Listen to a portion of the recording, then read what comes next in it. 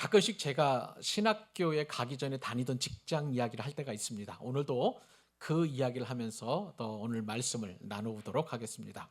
제가 30여 년 전에 두란노라는 그런 기독교 출판사에서 기자로 일을 할 때였습니다.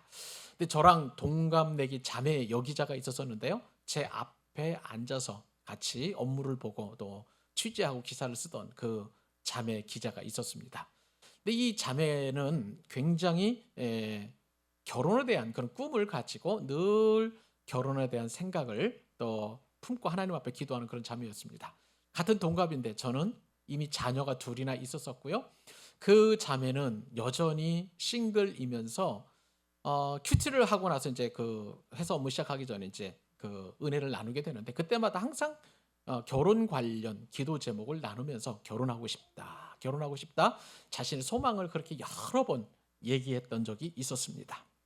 근데 참 이상하게도 이 자매는 소개팅도 들어올 텐데 또 선이라는 것이 그때 당시에는 좀 유행을 했었으니까요. 선이 들어와도 도통 형제, 남자를 만날 생각을 하지 않았습니다. 근데 이 자매는 굉장히 신령하고 홀리하다라고 이렇게 스스로 이야기도 하고 또 다른 분들도 이제 그렇다니까 그런 줄 알고 이제 그렇게 그 자매를 대하게 되었는데 이 홀리한 그 굉장히 거룩하고 또 아주 뭐 영성 있는 이 자매의 소망은 뭐냐면 하나님께서 자신의 마음에 어느 날 갑자기 마음에 쏙 드는 형제가 있어가지고요. 그 형제와 교제하다가 이제 하라라고 하면 얼마든지 교제하고 또 결혼하겠다. 그러나 그 전까지는 내가 기도하고 하나님의 뜻을 묻겠다. 그런 생각을 가지고 있었던 그런 자매였던 것이죠. 근데 놀라운 것은 이 자매가 저랑 똑같이 근무를 시작하다가 저가 이제 11년 정도 그 회사에서 근무하고 나올 때에도 여전히 싱글이었다는 것입니다. 결혼하지 못했던 그런 자매가 있었다는 것이죠. 여러분, 우리는요, 그 자매를 제가 말씀을 생각을 해보면서 어떤 말씀을 준비하면서 그 자매의 입장을 생각을 해보게 되었는데 우리가 하나님께 맡기라는 그 설교를 너무 많이 들은 것은 아니겠는가라는 그런 생각을 한번 해보게 됩니다. 무슨 말씀인고 하면 하나님께 맡기라라는 그런 설교를 너무 많이 듣다가 보니까 아무것도 안 하고 그냥 하나님의 처분만 기다리는 것이 정말 믿음이 좋고 신앙생활도 잘하는 것으로 그리고 영성 있고 거룩한 것으로 이렇게 종종 생각하는 경향이 있다는 것입니다. 그러나 제가 보기에는요, 그것은 믿음이 아니라는 것입니다. 오히려 그것은 죄라고 할 수가 있을 것입니다. 여러분, 예수님께서 말씀하신 달란트 비유 가운데 5달란트와 3달란트 받은 그 종이 있지만 1달란트 받은 종, 여러분 아마 기억하실 것입니다. 근데 이 1달란트 받은 종은 5달란트 받은 자와 또 3달란트 받은 자와 달리 그냥 그 달란트를 땅속에 묻어버린 것이죠. 어떤 일도 하지 않았고 이제 나중에 주인이 와서 결산을 하게 될 때 이 달란트는 그냥 그 1달란트를 주인에게 내보이고 말았습니다. 그때에 주인이 그 1달란트 받은 종에게 어떻게 이야기를 하셨냐면 악하고 게으른 종이라고 그렇게 엄청난 책망을 하고요. 그리고 나중에 슬피 울며 밖에 나가 이를 갈미 있으리라고 그렇게 말씀하셨습니다. 만약에 그 주인이 예수님이라고 우리가 가정을 해본다면 그렇게 아무 일도 하지 않고 그리고 맡겨주신 것에 대하여 그렇게 땅속에 묻어놓는 그런 일을 한다. 물론 이제 그것은 이제 은사도 될 수 있고 다른 일도 될 수 있겠지만 그러나 우리가 생각해 볼 때 흔히 하나님을 잘 믿는다 하면서도 그 어떠한 하나님께 맡기고 하나님께 기도한다고 하면서도 어떠한 일도 하지 않는다라는 것은 그것은 하나님 앞에 죄라는 것을 우리가 심각하게 생각해 볼 필요가 있는 것이죠. 자, 이런 경우가 있는가 하면 또 신앙인들 중에서 또 다른 극단의 또 다른 유형이 있을 수 있습니다. 무슨 얘기인가 하면 자, 모든 일을 그냥 일을 저지르는 거예요. 기도하지 않고 또 하나님보다 앞서서 일을 저지르고 그러다 보니까 하나님께서 늘 뒤처리를 하시는 그런 어떤 입장에 설 수 있다는 것을 우리가 한번 염두에 둘 필요가 있는 것이죠. 그러다 보니까 늘 실수가 많고요. 실패하기도 하고요. 그러다가 보면 두 손 두 발 다 들고 어떻게 찬양을 하냐면 천부여 의지 없어서 하면 두 손 들고 주 앞에 나갑니다라고 이렇게 콧물 흘려가면서 하나님 앞에 회개하는 경우도 종종 볼 수가 있습니다. 여러분들에게 한번 질문 드리고 싶어요. 여러분들은 어떤 쪽에 가깝습니까? 아무것도 안 하고 그저 기도만 하고 하나님께서 응답해 주실 줄로 믿습니다 하면서 그렇게 신앙생활하고 있지는 않은지, 또 하나 나는 행동파라서 늘 앞서서 그렇게 일하고 실수도 많고 실패도 많고 그런 쪽에 해당하는 신앙 유형인지 한번 생각을 해보자는 것이죠. 그리고 오늘 본문에 나오는 야곱은 어떤 유형에 더 가까울지 여러분 한번 생각을 해 보셨으면 좋겠습니다. 자, 우리가 지난 시간에 살펴본 것은 야곱이 너무나 간절하고 절박하게 하나님 앞에 기도했던 내용들을 우리가 상고해 보게 되었습니다. 에서를 만나러 가는 그 길 가운데에 에서는 지금 400명의 무리와 함께 야곱을 맞이하러 오는 거예요. 그게 야곱을 공격하는 것인지 아니면 야곱을 환영하는 것인지 분명하게 성경에 드러나 있지 않지만, 야곱은 생각할 때에, 야곱이 볼 때에 그것은 충분히 야곱을 해하려 오는, 야곱을 진멸하려 오려는 그러한 에서의 모습이라고 그렇게 여겨질 수 있는 그런 상황이었습니다. 그래서 그 소식을 듣자마자 야곱은 종을 보냅니다. 그리고 그 종에게 여러 가지 이제 예물을 먼저 보내게 되는 것이죠. 그런 다음에 우리가 지난 시간 살펴봤던 것처럼 하나님의 은혜를 구하게 됩니다. 창세기 32장 9절로 14절까지 우리가 지난 시간에 살펴보았던 내용 가운데 야곱이 절박하게 하나님의 은혜를 계속 구하는 것을 보게 됩니다. 9절 말씀을 보면 여러분 이렇게 시작하죠. 내가 은혜를 베풀리라라는 그 하나님의 약속의 말씀을 붙잡는데, 내 조부 아브라함의 하나님, 내 아버지 이삭의 하나님 여호와여, 주께서 전에 내게 명하시기를 네 고향 네 족속에게로 돌아가라, 내가 내게 은혜를 베풀리라 하셨나이다. 야곱이 베델에서 받았던 음성이 바로 저 음성 아니겠어요? 내게 은혜를 베풀리라는 그 말씀 붙들고 하나님 앞에 간절히 기도했어요. 또 14절의 말씀에 보면 또 아브라함에게 주셨던 그 말씀을 또 인용을 합니다. 주께서 말씀하시기를 내가 반드시 내게 은혜를 베풀어. 은혜 또 나오죠? 은혜를 붙들고 기도하는 거예요. 내시로 바다에 셀 수 없는 모래와 같이 많게 하리라. 우리가 지난 시간에 우리가 말씀을 들었을 때 야곱은 이렇게 하나님의 말씀을 듣고 나름대로 또 하나님 앞에 자신에게 은혜를 베풀 것에 대한 그런 어떤 이제 간구를 드려서 나름대로 하나님 앞에서 은혜를 받은 줄로 생각을 했었습니다만, 근데 오늘 본문에 보니까 야곱이 이렇게 간절하게 기도하면 좀 상황이 나아지면 참 좋겠는데, 오늘 본문에 보니까 야곱이 그렇게 간절하게 절박하게 기도해도 상황이 변하지 않더라는 거예요. 여전히 야곱은 그저 에서가 지금 자기를 공격하러 오는 그 상황에서 벗어날 수 없는 그런 상황이 되었던 것이죠. 우리도 한번 그런 일들이 참 많이 있을 것 같습니다. 우리도 너무나 절박한 상황에서 하나님께 정말 간절한 마음으로 때로는 금식하며 기도하지만 상황은 변하지 않을 때가 너무나 많다라는 거예요. 여러분, 이렇게 하나님의 응답이 더딜 때 도대체 우리는 무엇을 해야 할까요? 어떤 자세를 취해야 될까요? 그것이 바로 오늘 저와 여러분이 붙잡아야 될 하나님의 말씀인 거예요. 그래서 저는 우리의 격언 가운데 많이 알려진 격언이 진인사 대천명이라는 그 격언이 있습니다. 진인사, 다할 진자의 사람 인자 일사자니까 사람이 일을 다 한 이후에, 최선을 다한 이후에 그 다음에 이제 하늘의 명을 기다린다. 그 뜻이 바로 이제 진인사 대천명 아니겠습니까? 근데 저는 오늘 말씀을 묵상해 보면서 진인사 대천명, 이 하늘 천자는 피조물이기 때문에 우리가 하늘을 의지하지 않죠. 그래서 그것을 하나님이라는 의미에서 주인 주자를 넣어서 진인사 대주명, 우리가 최선을 다한 이후에 하나님의 명을 기다리고 우리 주님의 뜻을 기다리고 주님의 응답을 기다린다라는 의미에서 진인사 대주명이라는 그런 단어를 한번 사용해 보려고 합니다. 여러분, 본문에 보면 야곱은요 진인사 대주명의 그 일들을 참 잘 감당을 했던 것 같습니다. 우리가 예전에 살펴봤던 7절과 8절, 야곱은 이제 자기 일행과 양떼와 소떼와 낙타떼를 세 떼로 다 나눴죠. 그런 다음에 지난 시간 살펴봤던 것처럼 야곱은 최선을 다해 절박하게 하나님 앞에 너무나 간절하게 기도를 하게 되었습니다. 그리고 오늘 본문에서 이제 자신이 할 수 있는 일을 최선을 다해서 준비하고 또 그 일을 시행하는 것을 보게 됩니다. 이따가 살펴보시면 아시겠지만은요, 여러분 깜짝 놀랄 것은 야곱 여전히 변하지 않았구나. 누가 야곱 아니랄까봐 하면서 그냥 잔머리를 부리고 그다음에 세속적이고 인간적인 방법을 그렇게 사용하는 것 같아요.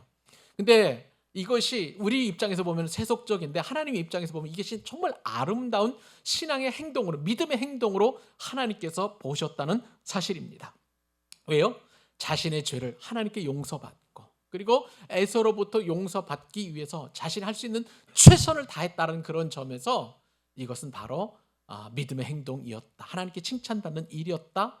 그리고 하나님께서는 우리에게 이러한 진인사 대주명의 그런 삶을 살도록 이 성경에 기록해 주시고, 우리도 야곱과도 같이 그 일을 행하도록 하나님께서 우리에게 독려하시고 권면하시고 동기부여하신다는 사실이에요. 그렇기 때문에 여러분, 오늘 말씀을 통해서 저와 여러분은 이 진인사 대주명, 하나님께 기도만 하고 아무것도 안 하는 그 일이 아니라, 또 하나님보다 성령님보다 앞서서 어떤 일을 진행하는 것보다 우리가 먼저 하나님 앞에 기도하고, 그리고 최선을 다해서 하나님의 뜻을 이루어가는 그런 지혜를 터득해야 될 줄로 믿습니다. 진인사 대주명의 삶은 어떤 삶이란 것이냐, 도대체 무엇을 말하는 것이냐, 크게 세 가지 교훈을 살펴보도록 하겠습니다. 첫 번째 교훈은 이겁니다. 내 일은 내가 하는 것이고요, 하나님의 일은 누가 하시게? 하나님이 하는 것. 따라서 한번 해보십시다. 내 일은 내가 하고 하나님의 일은 하나님이 하시도록. 예, 그것이 바로 진인사 대주명이라는 그런 말입니다.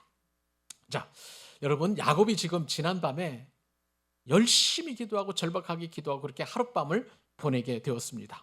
야곱은요, 기도했음에도 불구하고 내일 죽을지 모른다는 염려가 이른 아침에 야곱의 마음 가운데 가득했던 것을 우리가 부인할 수 없을 거예요. 자, 그런데 도통 잠을 이루지 못한 그런 야곱이 다음 날 일어나서 엄청난 일을 행하는 것을 보게 됩니다.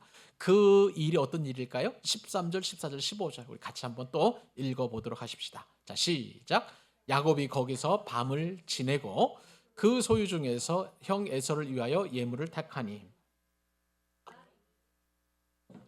20이요, 암양이 200이요, 순양이 20이요, 전나는 낙타 30과 그 새끼요, 암소가 40이요, 황소가 10이요, 암나귀가 20이요, 그 새끼 나귀가 10이라.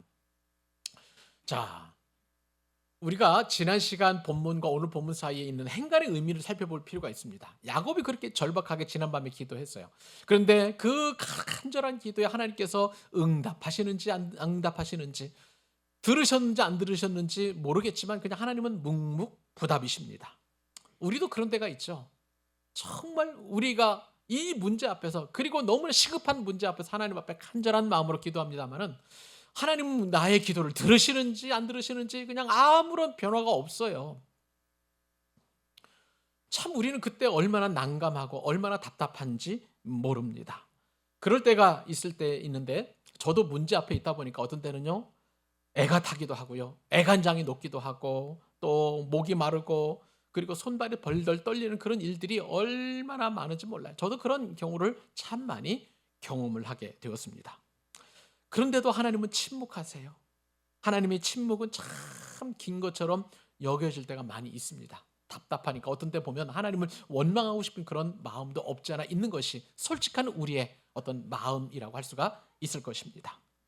자, 하나님의 응답과 하나님의 은혜가 가장 절실한 그 시간에 하나님께서 침묵하신다면 우리는 피가 마르게 되는데, 자, 그러면 우리가 한 가지 한번 생각을 해볼 필요가 있어요. 하나님은 왜 침묵하실까요, 여러분? 우리가 그렇게 기도하면 말씀하셨잖아요. 너는 내게 부르짖으라. 내가 내게 응답하겠다고 말씀하셨어요. 그리고 네가 알지 못하는 크고 은밀한 일을 내게 보이리라고 그렇게 분명하게 우리의 약속의 말씀을 주셨는데, 그 약속의 말씀과 달리 하나님은 그렇게 침묵하시더라는 거예요. 참 그럴 때 우리는 얼마나 갈등을 하는지 모릅니다.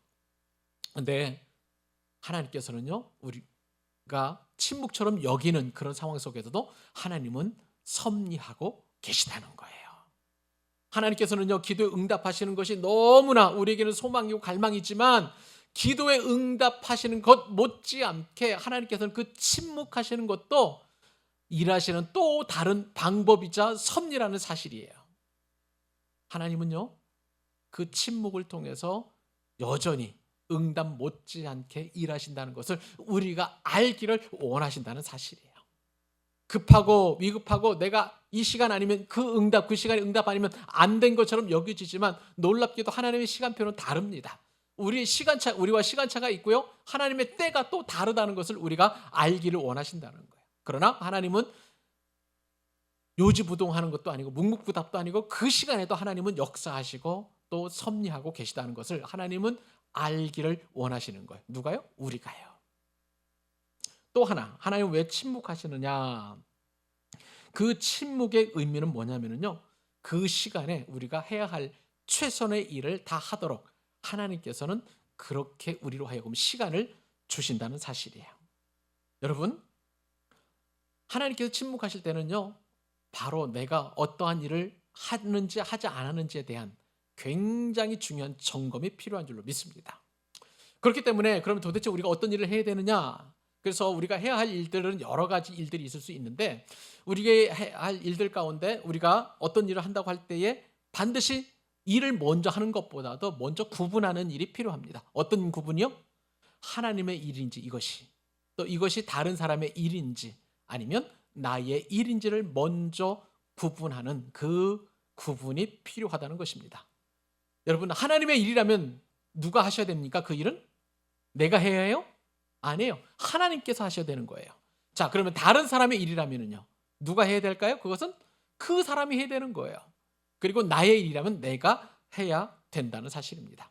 근데 때때로 보면 이 일을 구분 못할 때가 얼마나 많은지 몰라요. 하나님의 일인데 이것은 분명히 하나님께서 하셔야 될 일인데 그 하나님의 일을 내가 함으로 말미암아 실패하고 좌절하고 하나님으로부터 책망받고 그렇게 심판받는 일이 얼마나 많은지 몰라요. 구분이 안 되기 때문에 그런 것이죠. 그리고 다른 사람의 일을 내가 한다? 그것만큼 또 어리석은 일은 없습니다. 그것은 그 사람의 일이고 그분이 해야 할 일인데 내가 하면 관계가 엉클어져요. 다투게 되고 싸우게 되고요. 또 혹시 이 사람이 저를 오해를 하게 되는 것이죠. 어떤 나를 통해서 어떤 유익을 얻을 것인지. 그렇기 때문에 다른 사람의 일을 내가 해서는 안 되는 거예요. 내가 할 일을 내가 하는 것. 그것이 바로 이 하나님께서 침묵하시는 그 시간 가운데 우리가 해야 할 일이라는 거예요.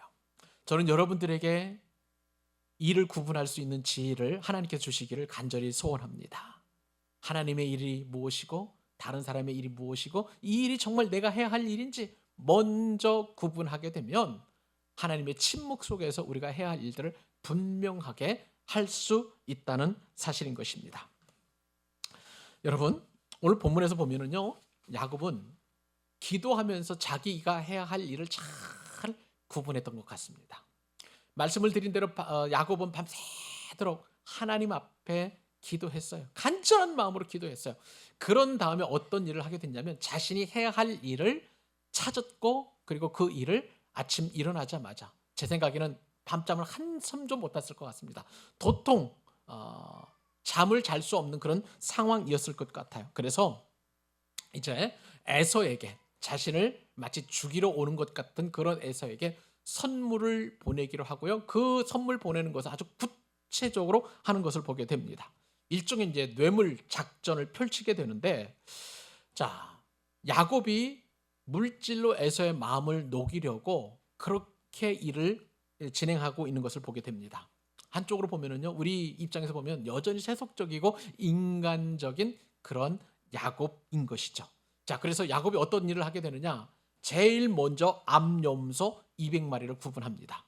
그리고 또 숫염소 20마리, 암양 200마리, 순양 20마리, 낙타 30마리, 암소 40마리, 황소 10마리, 암나귀 20마리, 나귀 새끼 10마리.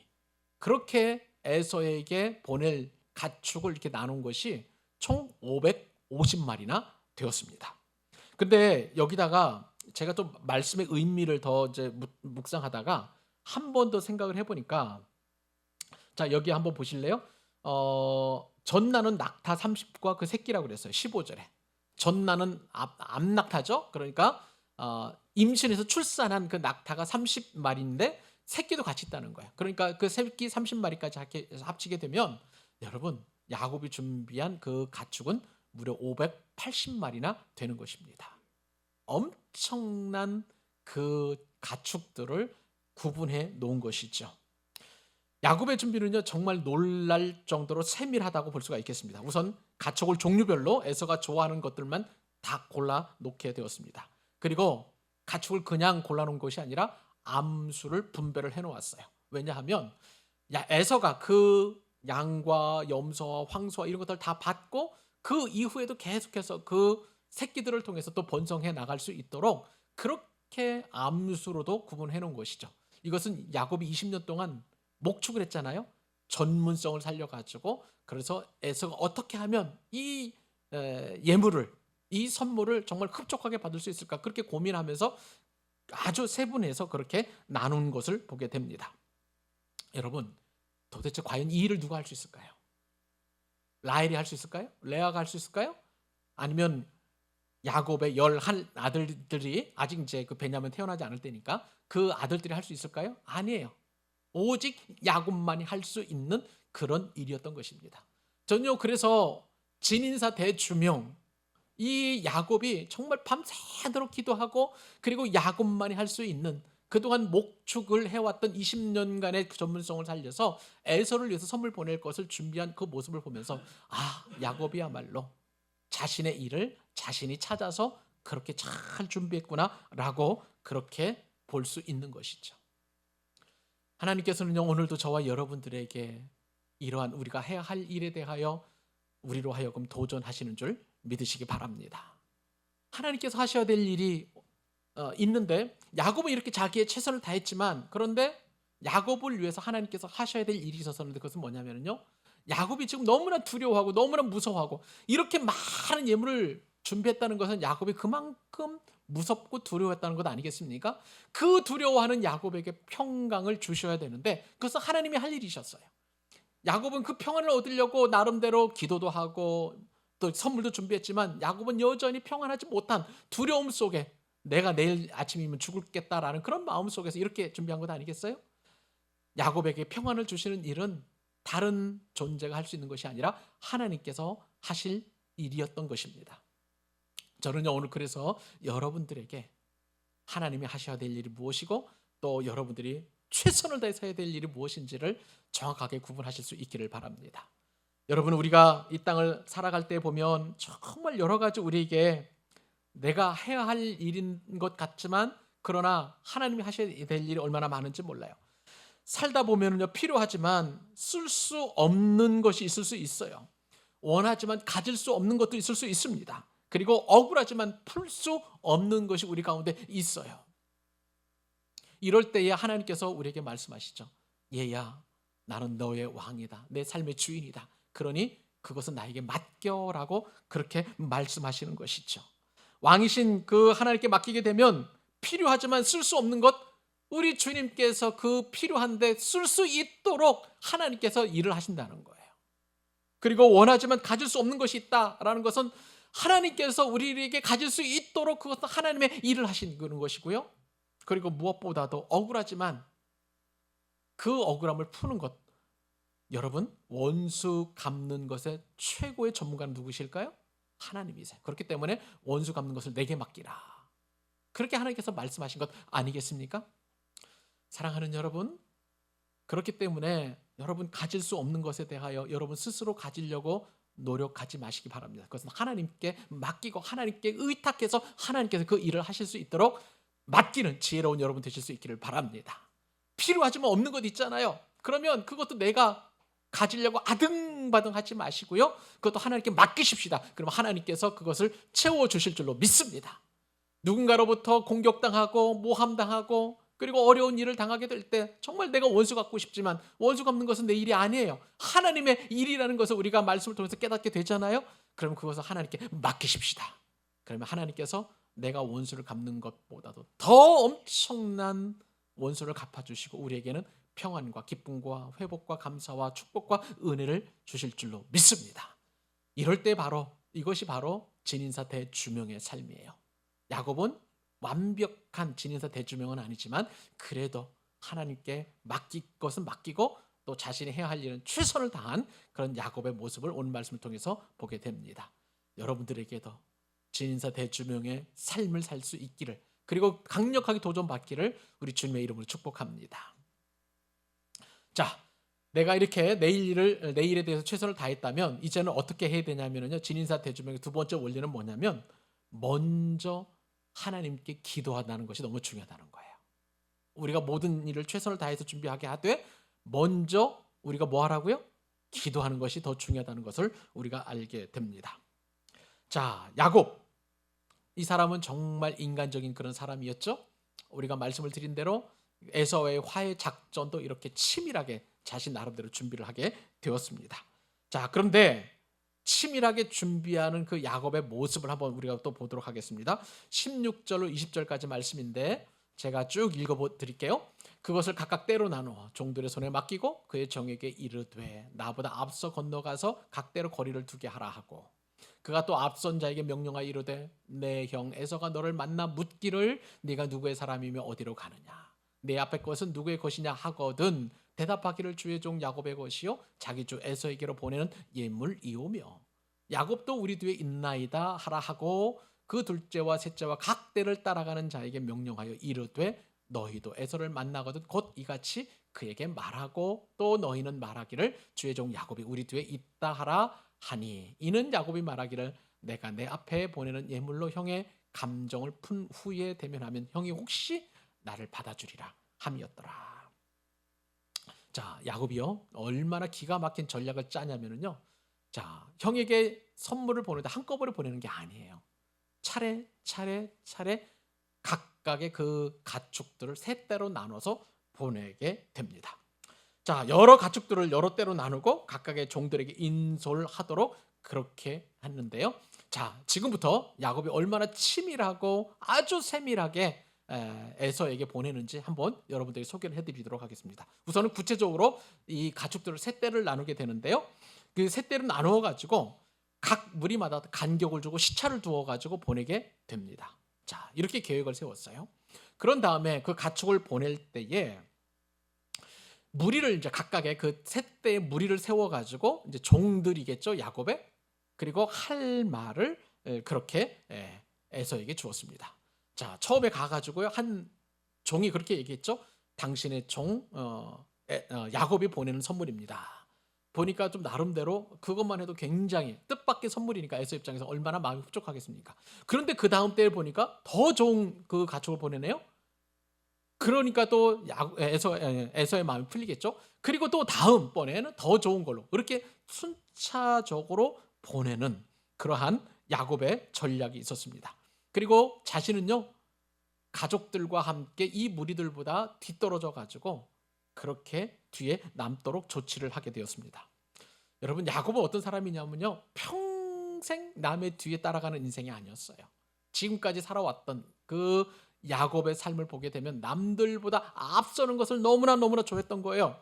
에서보다도 앞서려고 그렇게 해서 엄마 뱃속에서 그냥 형의 그 발뒤꿈치를 잡은 자 아니겠습니까? 그러니까 이름이 야곱이셨잖아요. 그리고 또 에서도 속여서 아버지도 속이고 라반도 속여가지고 그렇게 자기가 할 수 있었던 것들을 그렇게 뒤지고 휘저가라고 하셔서 그렇게 축복을 받고 어떻게 해서든지 간에 자기 재산을 취하려고 했던 그 야곱인데 이제는 뒤로 물러나 있는 그런 모습을 보이는 것이죠. 자, 그런데 이러한 전략은요, 한편으로는 에서의 심리를 꿰뚫는 그러한 작전이기도 했었습니다. 무슨 말인가요? 말씀을 드린 대로 처음에는 가축을 보내는 그 한 가지만으로 만족을 준다면 더 좋은 것으로 하다 보면 이 야곱이 20절에 이렇게 이야기를 하잖아요. 형의 마음이 혹시라도 풀리지 않을까. 야, 야곱이 점점 더 좋은 거 보내주네 하면서 혹시라도 에서가 그 마음을 풀 수 있도록 그렇게 준비를 했다는 것이죠. 값이 적게 나가는 그런 가축부터 더 좋은 값이 더 나가는 그런 가축을 세 대로 나누어 가지고 이렇게 차례차례 보내게 했습니다. 그리고 종들에게 부탁한 말도 보면 어떻게 이야기하냐면 자기 주 에서에게로라고 그렇게 연습을 말하도록 시켰어요. 이 이야기는 뭐냐면, 자, 야곱도 형 에서를 주인으로 주라고 여기게 하고 그 다음에 자신의 종들도 에서를 나의 주라고 여기게 할 정도로 그렇게 말을 훈련시킨 거예요. 그러니까 에서의 입장에서 보면은 뜻밖의 생각지도 않은 그런 존중과 배려와 그리고 많은 선물을 받을 수 있도록 차곡차곡 세밀하게 그렇게 철저하게 야곱이 준비해서 보낸 것을 보게 됩니다. 혹자는요, 이런 야곱의 모습을 보고 참 교활하다, 여전히 잔머리 굴리는 야곱이구나 라고 그렇게 생각할 수 있을 것입니다. 밤새도록 기도한 다음에 야곱이 떠올렸던 그 아이디어가 바로 이러한 아이디어였다라고 하는 면에서 어떻게 보면 여전히 야곱은 정말 그 세속적인 그 세속에서 벗어나지 못했구나라는 그런 생각을 지울 수 없다라고 여겨지지만, 그러나 말씀을 드린 대로 이런 행동은요, 진인사 대주명의 행동이었던 것이죠. 철저하게 준비하고 철저하게 그렇게 세밀하게 구체적으로 준비해서 에서 어떻게든지 간에 화목하게 해보겠다는 거 아니에요? 어떻게든지 간에 에서로부터 용서를 받겠다는 그 마음이 이 철저한 준비를 통해서 우리는 살펴볼 수 있는 것이죠. 근데 여러분, 진인사 대주명이라고 할 때 이 진인사 대주명이 다 옳은 것은 아니라는 것을 여러분 반드시 생각을 해볼 필요가 있습니다. 게으르지 않고 자신이 할 수 있는 최선의 일을 다한다는 면에서 진인사 대주명은 정말 좋은 삶의 그런 방편이지만, 꼭 우리가 한 가지 염두에 대고 이 진인사 대주명보다도 먼저 우리가 생각해야 될 것은 뭐냐면 바로 하나님의 뜻을 먼저 구하는 일이어야 된다는 것입니다. 하나님의 뜻을 묻지도 않은 채 우리는 일을 다 버려놓고 일처리를 한다면 그 뒷감당은 하나님이 하셔야 되는 것 아니겠습니까? 이것은 옳지 않은 거예요. 그렇기 때문에 내가 할 최선을 다 하는 것보다도 가장 먼저 앞세울 일은 하나님 앞에 먼저 기도하는 것입니다. 야곱이 지난밤 했던 것이 바로 그러한 우선순위를 하나님 앞에 두고 하나님 앞에 먼저 용서를 구하고 하나님 앞에 먼저 은혜를 구했다는 것이 이 진인사 대주명의 가장 확실한 그리고 가장 핵심적인 내용이라고 할 수가 있는 것입니다. 사랑하는 여러분, 진인사 전에, 즉 사람이 최선을 다하기 전에 여러분들과 제가 해야 할 일은 하나님께 기도하는 일인 줄 믿으시기 바랍니다. 하나님의 뜻을 구하는 일인 줄 믿으시기 바랍니다. 그저 내가 주어진 일을 먼저 앞세우는 것이 아니라 하나님께 먼저 구하고 하나님께 은혜를 구하고 하나님께 절박하게 기도하고 하나님께서 뭘 원하시는지 하나님의 뜻이 우선이라는 것이 먼저 전제된 다음에 우리가 진인사를 하게 되면 하나님께서는 반드시 은혜를 베풀어 주실 줄로 믿습니다. 여러분, 오늘 이렇게 진인사 다 한 그런 야곱의 결말, 우리가 굳이 그 다음 본문 읽지 않아도 하나님께서 어떻게 에서와 화해하게 하시는지 우리가 나름대로 짐작을 할 수 있을 것 아니겠습니까? 놀랍게도 하나님은 에서로부터 그렇게 야곱이 화해를 받을 수 있도록 그렇게 은혜를 베풀어 주시는 것입니다. 사랑하는 여러분, 우리 진인사 하기 전에 기도보다 성령님보다 앞서지 마십시다. 그 삶의 모범을 보여주신 분이 바로 예수님이세요. 예수님은요, 항상 모든 일을 하시기에 앞서서 하나님 아버지의 뜻을 먼저 구했습니다. 여러분, 누가복음 5장 16절 예수님의 대표적인 진인사 이전에 주님이 하셨던 일은 바로 이거입니다. 예수는 물러가서 한적한 곳에서 기도하시니라. 12제자를 세울 때도 기도하셨고요, 사역에 앞서서 항상 기도하셨고요, 밤낮도록 그렇게 사역하시고도 지친 그런 육신을 잠시 누이셨다가 새벽 오히려 미명에 한적한 곳으로 가셔서 기도하셨던 그 예수님께서 우리에게 모범을 보여주셨습니다. 여러분, 진인사 대주명, 그 일의 두 번째 단계는 모든 일을 시작하기 전에 기도하는 거예요. 하나님의 뜻을 묻는 거예요. 그 귀한 삶의 행동의 우선순위가 꼭 지켜지는 은혜가 있기를 우리 주님의 이름으로 축복합니다. 마지막입니다. 진인사 대주명, 우리가 해야 할 세 번째 원리는 무엇일까요? 첫 번째 원리부터 다시 한번 생각해 봅니다. 내 일은 내가 하는 것이고 하나님의 일은 하나님. 그리고 내가 계획을 세우기에 앞서서 하나님께 먼저 기도하는 것. 그런 다음에 세 번째는 이거예요. 하나하나 다 포기하고 그리고 나중에 다 포기한 다음에 하나님 앞에 내가 혼자 서는 것. 이것이 바로 진인사 대주명의 마지막 단계라고 할 수가 있겠습니다. 오늘 본문에 보니까 야곱은요, 이제 가축을 셋대로 준비시켜가지고 이제 에서에게로 차례차례로 다 떠나보냈습니다. 그리고 나서 시간이 지난 후 무리와 함께하고 야복나루에 있었을 때에 이제 가족들까지 떠나보내게 되었어요. 그리고 나서 야곱 홀로 하나님 앞에 남게 되었습니다. 우리 21절로 24절까지 말씀 같이 한번 읽어보겠습니다. 시작. 그의 물은 그의 앞서 보내고 그는 무리 가운데서 밤을 지내다가 밤에 일어나 두 아내와 두 여종과 11 아들을 인도하여 야복나루를 건너가게 하고 그들을 인도하여 시내를 건너가게 하며 그의 소유도 건너가게 하고 야곱은 홀로 남았더니 어떤 사람이 난이 새도록 야곱과 씨름하다가 여기까지요. 여러분 한번 질문 한번 해드리고 싶어요. 여러분 성경 인물 가운데 가장 비호감이라면 누구를 꼽을 수 있겠습니까? 가룟 유다요? 또 아니면 누구가 있겠습니까? 사울 왕이요? 저는요 창세기를 강해서 그런지 모르겠지만 야곱을 꼽고 싶습니다.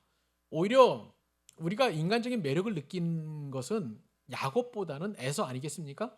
에서는 타고난 사냥꾼이었었고요.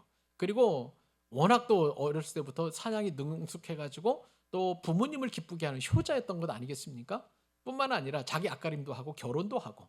그런데 야곱은 아무것도 하지 못하고 이렇게 점점 그러다 보니까 어떻게든지 간에 형을 이기고 싶으니까 느는 것이 잔머리 굴리는 것, 그 다음에 사기치는 것, 거짓말하는 것, 그런 쪽으로 자꾸 야곱이 발달하여 나가는 그 모습을 보면서 참 야곱은 비호감이다, 오히려 에서가 호감이다라는 그런 생각을 갖게 되었던 것이죠. 자, 이러한 야곱, 그러다 보니까 머리 회전이 참 빠릅니다. 뭐 사기꾼 대부분 다 그렇다면서요. 말을 참 잘하고 또 머리 회전이 잘 빠르고, 그렇기 때문에 이제 순간순간을 잘 모면할 수 있는 그런 어떤 일을 하게 되는데, 자, 이런 어떤 야곱은 보니까 야곱은요 그동안에 누구에게 진 적이 없는 것 같아요. 에서에게도 마찬가지였죠. 그래서 팥죽 한 그릇으로 장자권을 사버렸고요. 그리고 피해 도망치다가 이제 뭐 아버지도 속이게 되었고, 그리고 또 하나님을 만났지만 여전히 그 성품과 그리고 성격은 변하지 않고 라반에게 당한 것 같지만 결국은 또 라반을 이기고, 그리고 자기가 목적했던 모든 것들을 다 갖추고 이루는 그런 전형적인 입지전적인 인물이 바로 야곱이었는데, 근데 신앙적으로 보면 양보하지 않고 또 어떤 나눠주지도 않고 하는 그 야곱을 보면서 참 못된 사람이다라고 생각을 하겠지만, 그런데 놀랍게도 하나님은 야곱을 사랑하셨다는 걸 어떻게 해요? 에서는 미워하였지만 야곱은 사랑하셨다. 그것이 바로 하나님의 평가라고 할 수가 있겠는데, 오늘 본문에 보니까 이제 야곱은 다 보냅니다. 선물을 셋대로 보냈어요. 그리고 또 심지어는 자기 아내들과 그 다음에 11 아들까지도 야복나루를 다 건너가고, 그리고 야곱 홀로 지금 야복나루가에 남아있는 것을 보게 됩니다. 우리는 여기서 귀한 인생의 교훈 한 가지를 얻게 됩니다. 그것은 뭐냐면요, 우리가 붙잡았던 모든 것들은 다 떠나보내고 나 혼자 남게 되는 그런 순간이 있게 된다는 거예요. 야곱은요 물질 정말 좋아했던 사람이에요. 그렇기 때문에 가축, 피와 같은 그 가축을 얼마나 소중하게 여겼습니까? 한 마리라도 뺏기지 않으려고 했지만, 그러나 이제는 에서를 위해요 그 가축을, 엄청난 그 가축을 다 보냈지요. 그것이 이제 야곱의 떠나보내는 것이죠.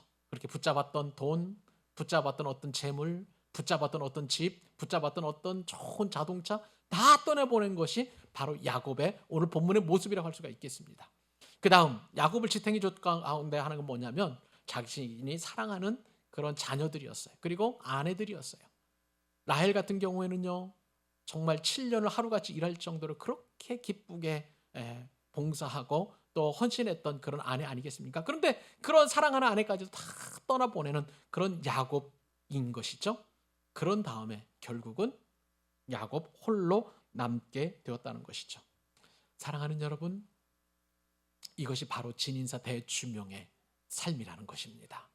우리가 하나님 앞에 먼저 뜻을 묻고, 그리고 또 우리가 최선을 다해 준비한 모든 것들을 다 해놓으면 하나님께서는 하나하나 다 포기하게 만드신다는 거예요. 성경의 인물들 보니까 성경의 인물들 가운데에서 광야의 삶을 안 거친 사람이 없는 거예요. 여러분 생각을 해보세요. 엘리야도 광야에 혼자 남을 때가 있었었고요. 모세는 또 어떻습니까? 또 세례 요한도 마찬가지였고요. 심지어는 예수님께서도 단독자로 홀로 그렇게 광야에 남으셨던 것을 우리는 깨닫게 됩니다. 하나님은요 우리를 홀로 광야에 남게 하십니다. 왜요? 바로 그때 혼자 있을 때에, 혼자 있을 때 하나님께서 찾아오시는 순간이기 때문에 그런 거예요. 근데 우리는 그런 하나님의 뜻도 모르고 군중 속으로 자꾸 숨어 들어가려고 그래요. 또 그러나 하나님께 찾아오시겠다고 그렇게 말씀하심에도 불구하고 우리는 자꾸 일을 만들어요. 더 분주하고 더 바쁘고 어떻게 하면 더 급한 일을 자꾸 하게 할지. 우리에게 중요한 것은 급한 일도 아니고 바쁜 일도 아니고 분전 일도 아니고 가장 중요한 일은 하나님을 만나는 일인데 우리는 그것을 멸시하고 그것을 우리가 반항하고 때로는 그것에 대하여 무관심하고 그래서 어떻게든지 간에 하나님께서 우리를 광야로 서게 하시는 그것을 인정하지 못할 때가 얼마나 많은지 모릅니다. 여러분, 하나님은요 우리를 광야로 모셔요. 내가 좋아하는 게임 못하게 하실 수도 있어요. 주식 못하게 하실 수도 있어요.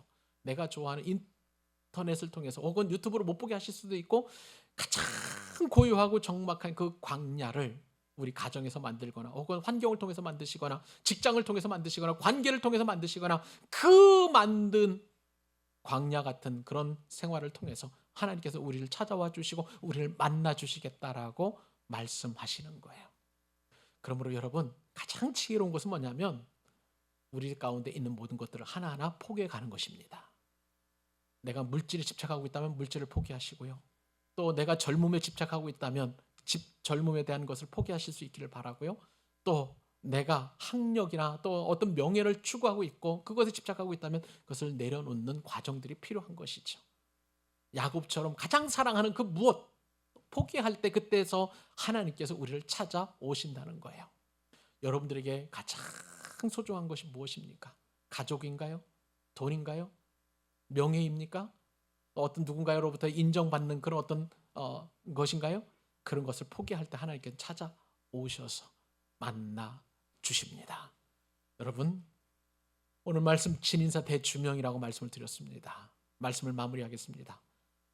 여러분 진인사 대주명이 어떻게 보기에는 우리가 포기해야 하고 그리고 내가 최선을 다해야 된다는 면에서 참 피곤하고 어려운 일일 수 있지만 놀라운 것은 그 진인사 대주명의 삶을 살 수 있도록 하나님께서 친히 우리에게 말씀하시고 그 일을 감당하실 수 있도록 힘을 주실 뿐만 아니라 우리로 하여금 그 어떤 것을 얻는 것보다도 더 큰 복과 기쁨과 감사와 행복과 그리고 나눔을 우리 가운데 허락해 주신다는 사실이에요.